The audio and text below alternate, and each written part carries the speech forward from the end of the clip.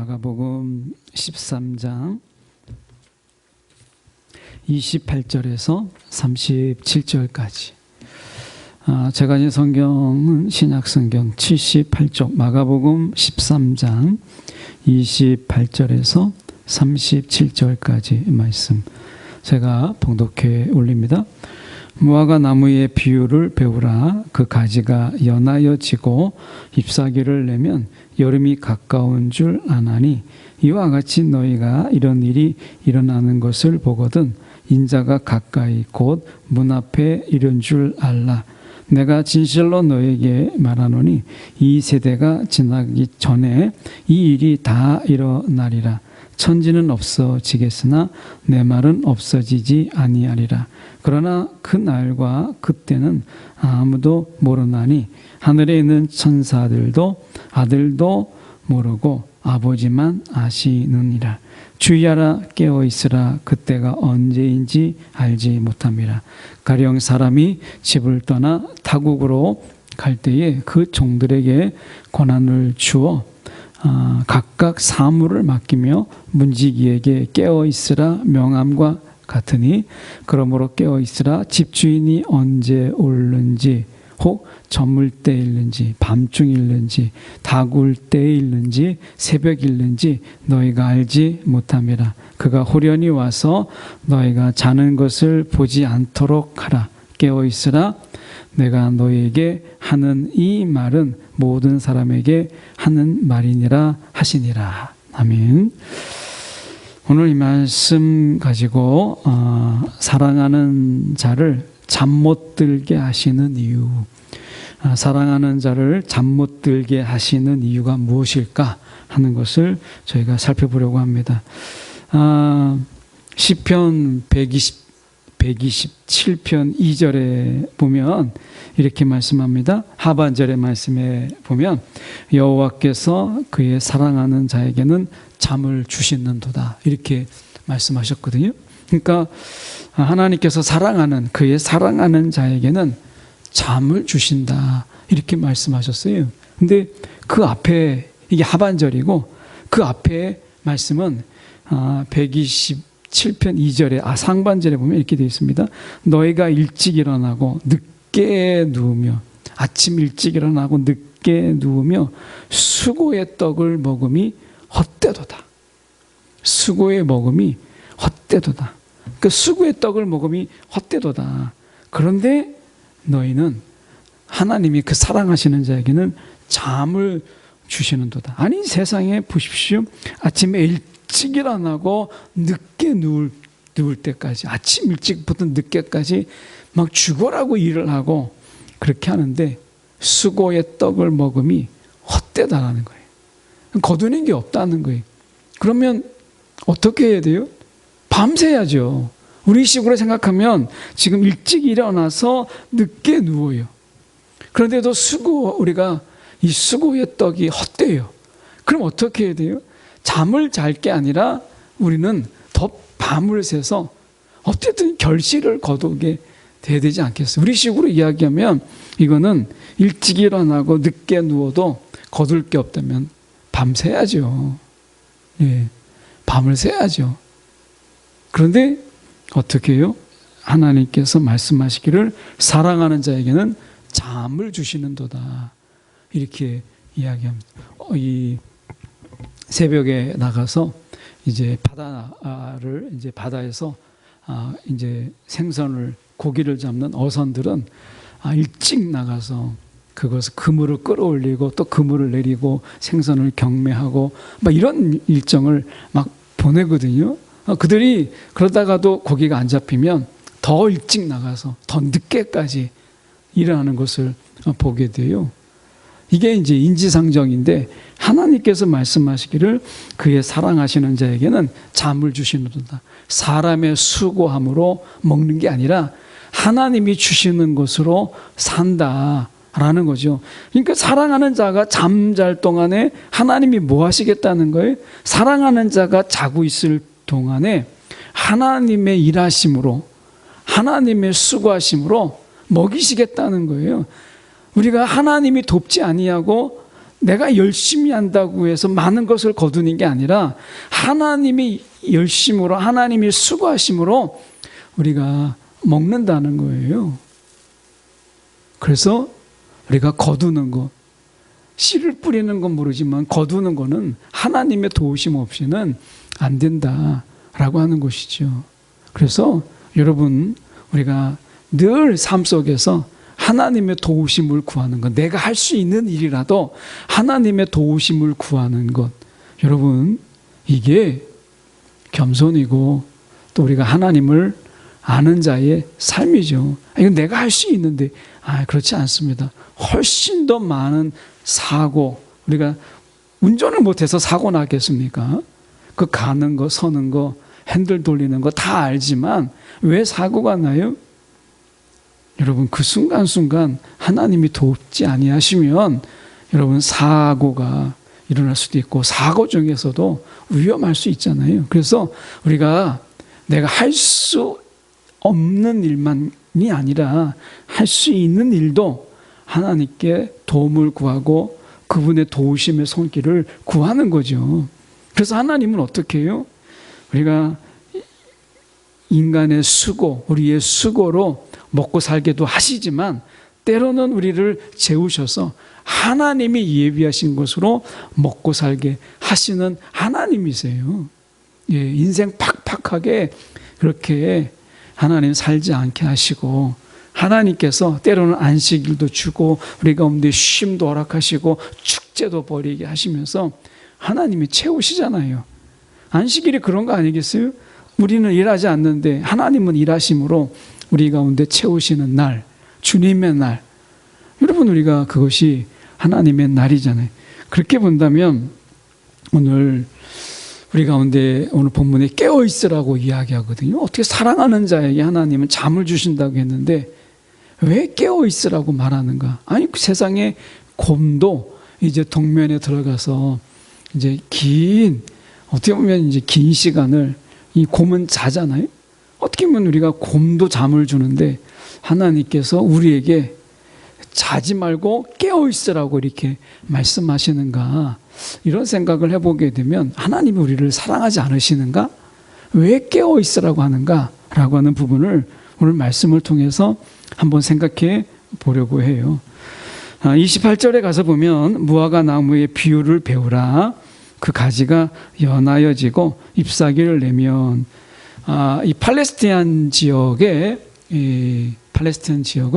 이 무화과 나무가 보통 3월, 4월이 되면 이제 잎이 나기 시작합니다. 좀 늦게 나는 편이죠. 그리고 이제 바로 여름으로 이어집니다. 그래서 이 무화과 나무 잎이 이제 여기에서 보면 연하여지고 잎사귀가 나기 시작하면, 이제 여름이 가까울 때가 됐구나. 이제 팔레스타인의 경우에요. 우리나라의 경우가 아니라 이제 팔레스타인의 경우가 이제 3, 4월에 그때의 그 팔레스타인 이 달력으로 보면 한 3, 4월 정도에 잎이 나기 시작하고 벌써 4월만 돼도 잎이 이제 무성하게 되고, 그렇게 되면서 이제 잎이 나고 이제 나중에 열매가 나는 게 이제 무화과 나무잖아요.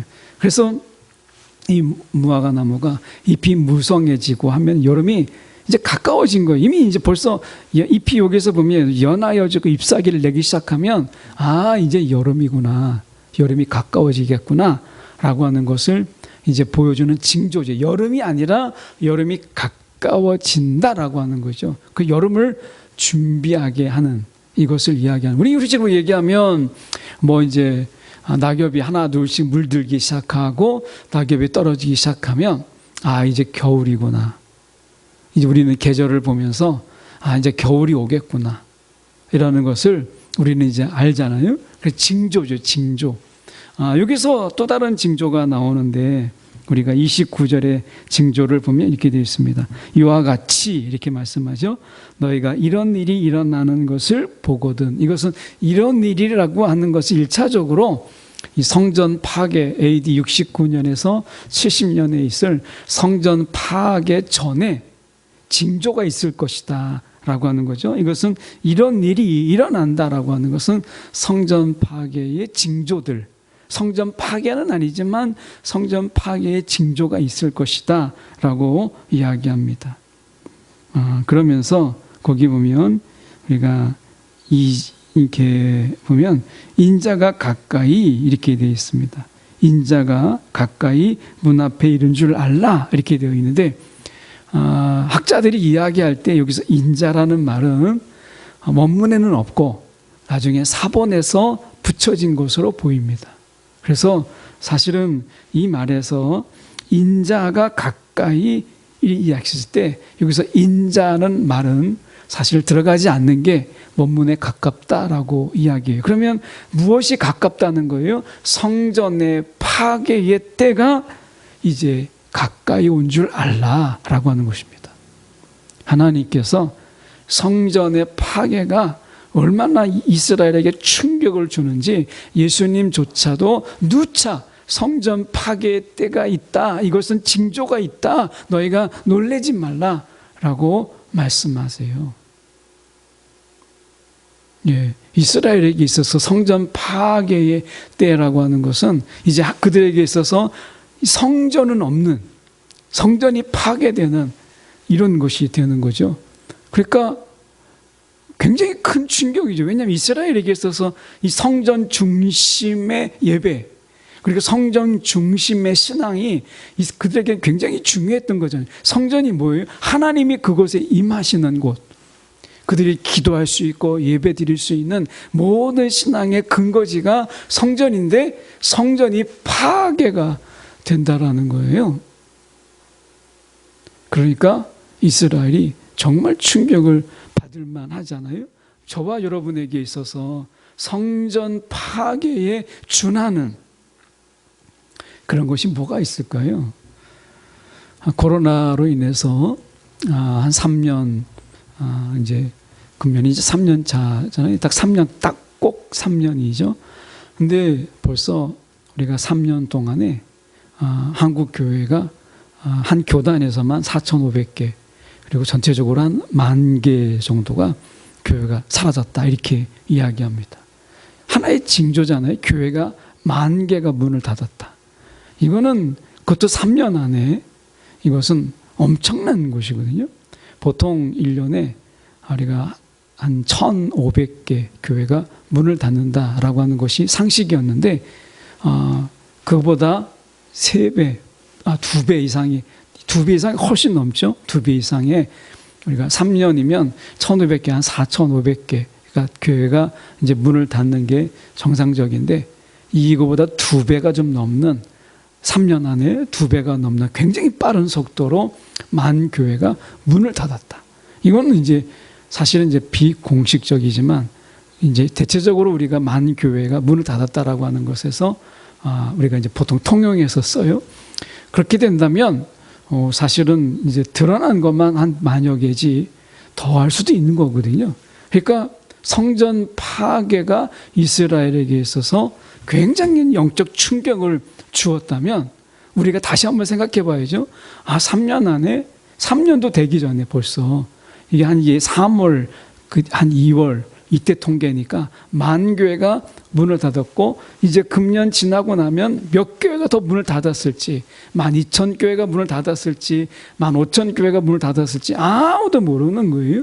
내년 정도 지나가 봐야 알 수 있겠죠. 적어도 제가 생각할 때는 한 12,000교회 이상은 넘지 않을까, 3년 안에. 그렇게 되면 대략 1년에 한 4,000 잡으면 우리가 3년에 4,000 정도인데 3년 안에 12,000, 한 3배 정도, 2배가 훨씬 넘는 이런 거죠. 굉장히 속도도 빠르고 이게 하나의 징조가 될 수 있을까? 뭐 이런 생각을 해볼 수 있는, 그렇게 빠른 속도로 교회가 문을 닫았어요. 이스라엘에게 있어서 성전이 파괴되고 성전이 없어진다라고 얘기했을 때 그들에게 있어서 영적인 이 멘붕, 영적으로 멘붕이 와가지고 도대체 그럼 우리 보고 어떻게 신앙생활을 하라는 건지, 이제 그러면 신앙생활 자체가 끝난 건가? 그러면 뭐 우리의 이 신앙이라고 하는 것은 이제 다 쓸모가 없게 돼버리는 것인가? 엄청난 충격이거든요. 여러분, 우리가 12,000교회가 문을 닫았다 그러면 그럼 더 이상 우리의 신앙은 의미가 없다는 것인지, 하나님이 이제 교회의 촛대를 옮기셨다는 것인지, 엄청난 징조가 될 수 있는 하나의 사인이 될 수 있는 그런 부분이거든요. 이들에게 있어서 그러면 성전 파괴를 주님께서 말씀하시면서 이 징조가 있을 것이다라고 누차 이 이야기를 하시는 진짜 이유가 무엇일까라고 하는 거예요. 오늘 말씀에서 보니까 이렇게 말씀합니다. 31절에 천지는 없어지겠으나 내 말은 없어지지 아니하리라. 이제 하나님 말씀의 1.1획도 없어지지 아니하는 것처럼, 우리가 변개치 못한 것처럼 오늘 내 말은 없어지지 아니하리니, 이것은 이제 예수님의 말씀이 하나님의 말씀과 동등되다라고 하는 것을 말씀하시면서 예수님의 말씀이 그대로 될 것을, 그래서 실제로 역사적으로 AD 70년에 예루살렘 성전은 진짜 완전히 파괴가 되잖아요. 예수님의 말씀이 그대로 되는 거예요. 그러면 이 성전 파괴와 성전 파괴의 징조를 통해서 예수님께서는 우리 옛신앙에서 무엇을 말씀하시려고 하시는가, 이게 이제 중요한 거죠. 이미 일어난 일에 대해서 오늘 말씀은 반복되는 게 이렇게 말씀합니다. 33절로 가면 주의하라, 깨어 있어라 라고 되어 있어요. 깨어 있어라, 이렇게 말씀하세요. 그래서 이 깨어 있어라가 그 옆에 이제 3번이라고 되어 있고, 거기에 우리가 보면 주석을 보면, 우리가 각주를 보면 우리가 다른 사본에 있어서는 기도하라 이렇게 말씀하고 있다는 거예요. 그러니까 주의하라, 깨어 있으라, 깨어 있으라라는 말이 무슨 말이냐? 기도하라. 이 말도 맞겠죠. 어떤 사본에 그렇게 했으니까 깨어 있어라, 그것은 기도해라, 깨어 기도하라, 뭐 이렇게 해도 될 수 있는 말씀이에요. 그런데 이 말씀도 맞지만 본문에서만 저희가 본다면 깨어 있으라라는 말이 무슨 말일까라고 하는 건데요. 우리가 잘 알고 있는 말씀 속에서 저는 이 말씀이 좀 우리 가운데 좀 본문을 보는데 도움이 되지 않을까 싶은데요. 출애굽기 12장 42절의 말씀입니다. 출애굽기 12장 42절의 말씀에 보면 우리가 잘 알고 있는 말씀이 거기에 나옵니다. 어떤 말씀이냐면 이 밤은 그들을 애굽 땅에서 인도하여 내심으로 말미암아 여호와 앞에 지킬 것이니 이는 여호와의 밤이라. 이 유월절을 가리키면서 말씀하시는 거예요. 유월절을 가리키면서 예수님이 뭐라고 이 출애굽에서 뭐라고 모세가 말하냐면 여호와 앞에 지킬 것이니 이는 여호와의 밤이라. 여호와의 밤이라라고 하는 이 말은 우리가 이 뜻이 무엇이냐면 원어적으로 보면은 깨어 있는 밤이라 이렇게 되어 있습니다. 그러니까 유월절을 향하여서 여호와의 밤이고, 이 여호와의 밤이라는 것은 여호와께서 깨어 있는 밤이라. 이때는요, 하나님께서 주무시지 않으셨어요. 이때 하나님께서 깨어 있는 밤이라. 물론 하나님은 졸지도 주무시지도 아니하시는 하나님이시죠. 영적인 존재이신데 여기에서 여호와의 밤이라라고 하는 것은 하나님이 깨어있는 밤이라. 왜 깨어있겠어요? 죽음의 사자들이 이제 막 지나가는데 유월절에 어린 양의 피를 바른 그 문설주에 바른 그들은 그 죽음이 건너가잖아요. 그 밤에 하나님께서는 깨어 있으셨어요. 깨어 있는 밤이었다라고 하는 것입니다. 오늘 이 깨어 있는 밤 이스라엘 자손이 다 대대로 지킬 것이라. 그 유월절의 밤은 하나님이 깨어있는 밤, 깨어있는 밤이었어요. 하나님의 밤은 깨어있는 밤. 그렇다면 오늘 이것을 가지고 와서 저희가 마가복음을 좀 보려고 해요. 유월절의 밤, 여호와의 밤, 깨어있는 밤을 가지고 와서 저희가 본문을 좀 보려고 하는데요. 35절에 보면 이렇게 되어 있습니다. 그러므로 깨어있으라. 집 주인이 언제 올는지 혹 저물 때라고 하는 것은 저녁 9시를 이야기합니다. 그리고 밤중일 때는 이제 9시부터 12시까지. 그러니까 저물 때는 해가 질 때부터 9시까지가 저물 때고, 밤중일 때는 9시부터 12시까지고, 닭이 울 때는 새벽 3시를 이야기합니다. 닭 울 때, 이건 새벽 3시. 그리고 새벽을 이야기할 때는 3시부터 6시까지입니다. 그러니까 밤 시간 전체를 이야기하는 거예요. 그래서 저물 때, 밤중일 때, 닭 울 때, 새벽일 때, 이 말의 연속은 결국에는 해가 져서 해가 뜰 때까지 하루 종일 그 밤 전체를 이야기하는 표현법이죠. 근데 깨어있으라 라고 이야기하고 있어요. 이 성경에서 예수님은 지금 깨어있으라라는 말을 반복하면서도, 그럼 깨어있다라는 게 뭐냐? 라는 말에 대해서는 말씀하지 않으세요. 그 깨어있다라는 말이 도대체 무슨 의미냐? 라는 거죠. 이 말을 우리가 예수님조차 말씀하지 않으시니까 이 사본을 적는 자들이 이거는 기도하라는 뜻이 아닐까? 그래서 옆에 다른 사본에는 깨어있으라 라는 말에 그걸 기도하라 라는 말로 바꾼 거예요. 그런데 원어를 보면 사실은 기도하라는 말로 되어 있지 않고 그냥 깨어있으라고 되어 있어요. 예수님이 자꾸 깨어있으라는 말만 반복하고 깨어있다라는 말이 도대체 무슨 말인지를 설명을 안 하셨어요. 그러면 왜 설명을 안 하셨을까? 설명을 안 해도 이걸 듣는 1차 독자는 이 말을 알아들었기 때문에 안 한 거거든요. 그러면 그 1차 독자가 깨어있으라는 말을 어떻게 이해했을까?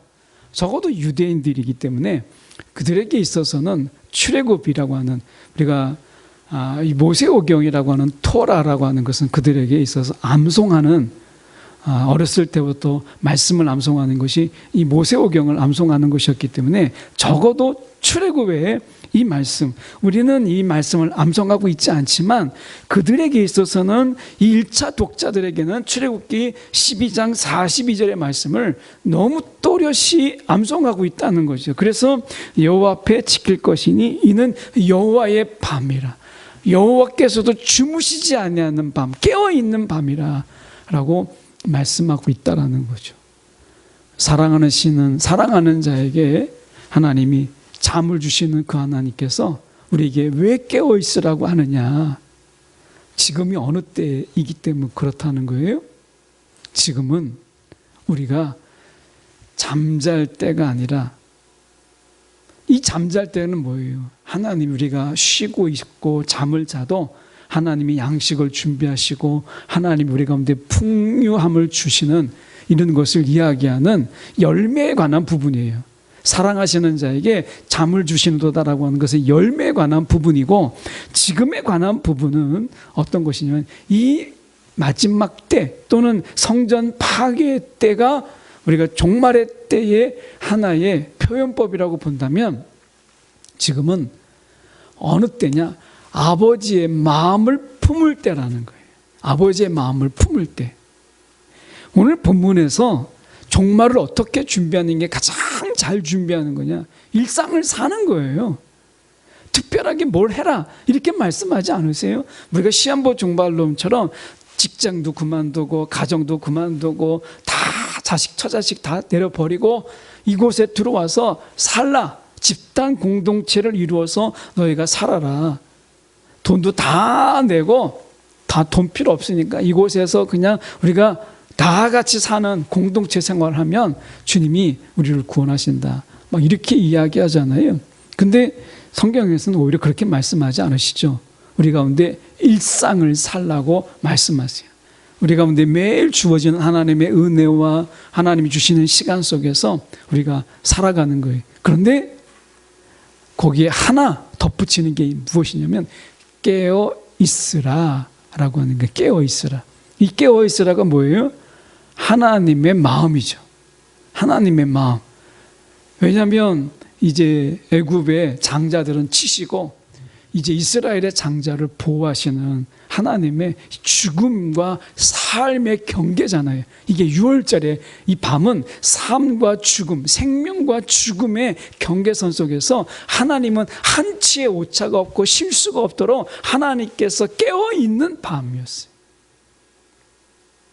이 마지막 때 일상을 살되 아버지의 마음으로 일상을 살라, 이게 주님께서 우리 가운데 하시는 말씀이 아닐까 하는 거예요. 왜냐하면 깨어 있으라는 말을 말씀하지 않지만 우리가 일상을 살아요. 그런데 뭐 오늘 안 하면 뭐 내일 하지, 오늘 뭐 안 하면 내일로 미루기도 하고 나태하기도 하고 어제나 오늘이나 뭐 별 차이가 없는데 긴장도 없이 살아가는, 뭐 그날이 그날 같으니까 오늘 할 거 뭐 내일, 오늘 기도 안 했으면 내일 하면 되고, 오늘 말씀 안 보면 내일 보면 되고, 그렇게 살면 되지 하는데, 이런 마음을 가질 수 있잖아요. 오늘 기도할 거 내일 기도하면 어때요? 오늘이나 그날이나 비슷한데 오늘 말씀 안 보면 어때요? 내일 또 있는데 오늘 예배 안 드리면 어때요? 내일 예배 드리면 되고 다음 주에 예배 드리면 되죠.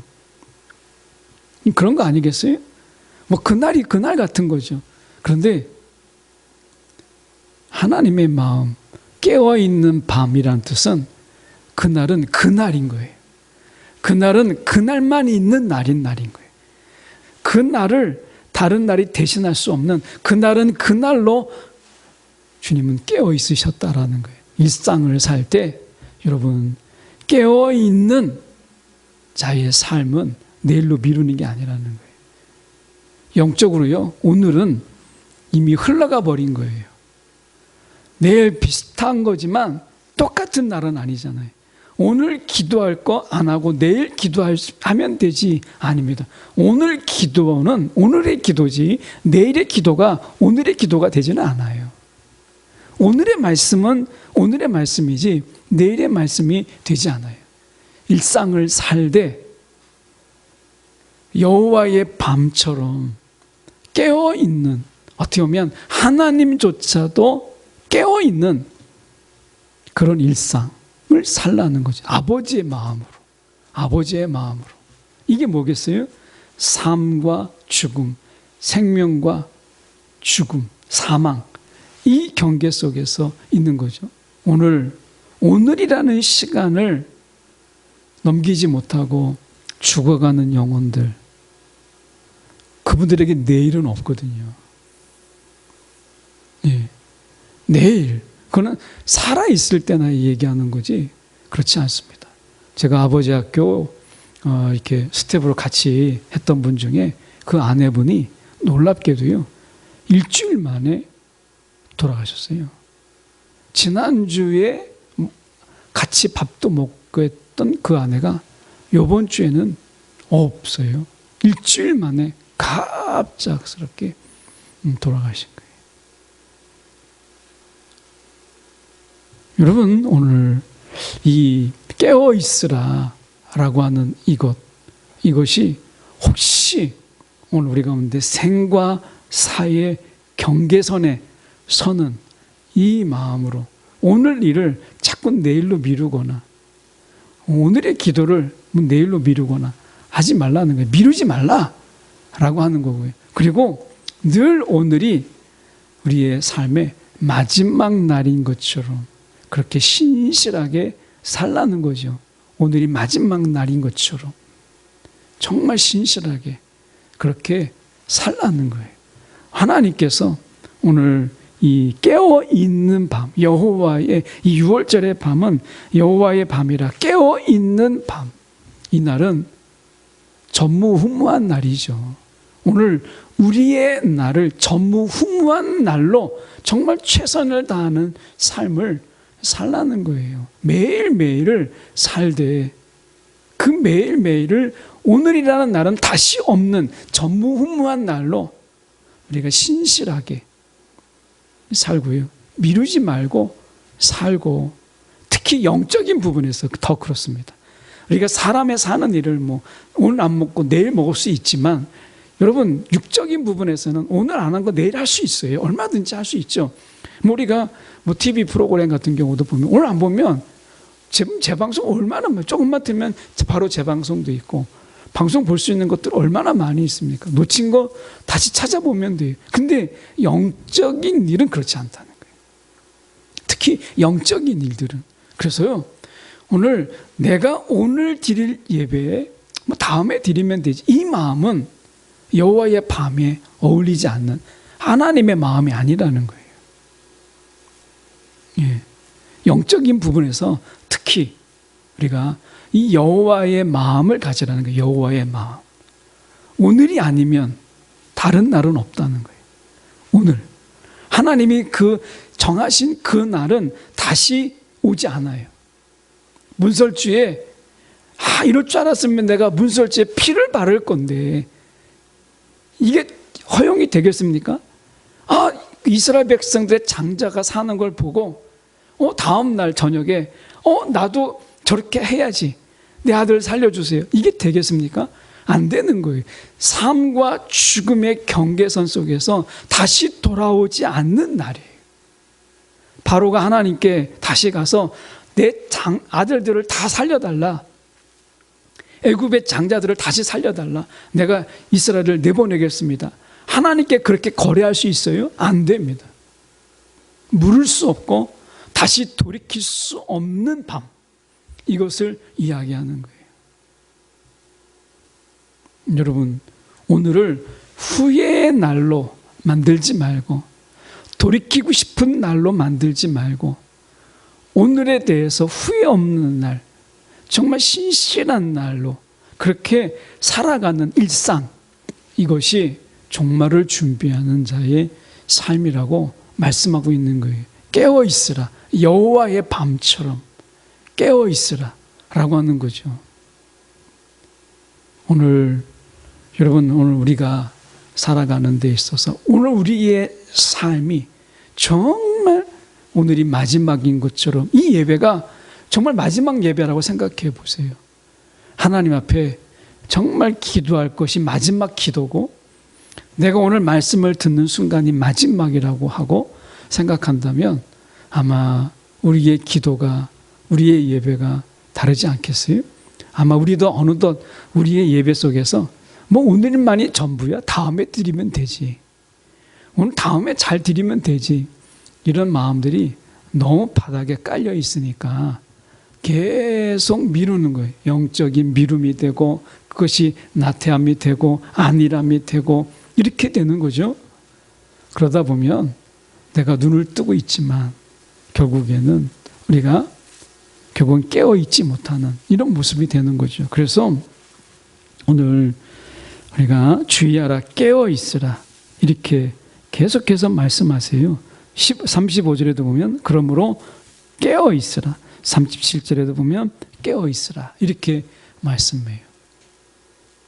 오늘 하나님께서, 여호와께서 왜 그 밤에 깨어 계셨을까? 그 마음으로 오늘을 살면 우리의 삶이 좀 더 달라지지 않을까 하는 생각을 해보게 됩니다. 특히 영적으로, 육적인 부분보다 영적인 부분에서 더 그렇습니다. 우리가 드릴 수 있는 마지막의 기도의 그 절박함과 간절함, 이것이 매일 담을 수 있다면 그 기도는 분명히 다르지 않겠어요? 예배가 오늘 마지막 예배인 것처럼 설교가 제 인생에 있어서 이 마지막 설교라고 한다면 그 간절함과 절박함은 다르겠죠. 다음에도 할 수 있으니까. 오늘 죽으면 다음에 더 잘하면 되지. 이렇게 되는 이 마음 속에서는 우리가 다음이라고 하는 것, 이것이 우리에게 있어서 그렇게만 항상 좋을 수 있는 건 아니거든요. 6월절의 그 밤, 이것은 단 한 번에 있는 밤이에요. 출애굽의 6월절의 밤은 단 하루만 존재하는 밤입니다. 출애굽에 40년의 시간들이 있었지만 40년의 시간입니다. 1년에 365일이에요. 365일 곱하기 40년을 해보세요. 무한한, 정말 엄청나게 많은 날들이잖아요. 그런데 6월절의 날은 단 하루예요. 단 하루. 출애굽에서 단 하루의 날입니다. 그 단 하루가 아니라 단 하루의 밤이에요. 밤. 그 밤. 그 밤처럼 우리가 살라는 거예요. 그 밤을 환하게 비친 여호와의 밤처럼 이 세상의 어둠을 정말 밝히는 그런 심정으로 일상을 살아내는 이런 삶, 이게 종말을 준비하는 자의 삶, 성전 파괴의 징조를 바라보는 자의 삶이라고 말씀하고 있는 거죠. 분명히 그 말씀은 안 하세요. 그런데 적어도 그들은 그렇게 이해하지 않았을까 하는 것을 저희가 생각해 보았습니다. 여러분, 오늘 우리가 이 여호와의 밤, 단 하루의 그 밤을 맞이하는 심정으로 우리가 하루하루를 살아갈 수 있는, 이거는 우리가 못해요.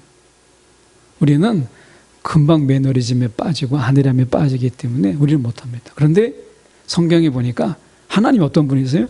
날마다 새롭게 하시는 분이세요. 성령의 도우심이 절대적이다 하는 것을 우리 가운데 깨닫게 하는 것입니다. 오늘도 성령의 인도함 속에 저희가 매일매일을 날마다 새롭게 살아갈 수 있는 그런 영에 속한 자 되기를 간절히 소망합니다. 기도하겠습니다.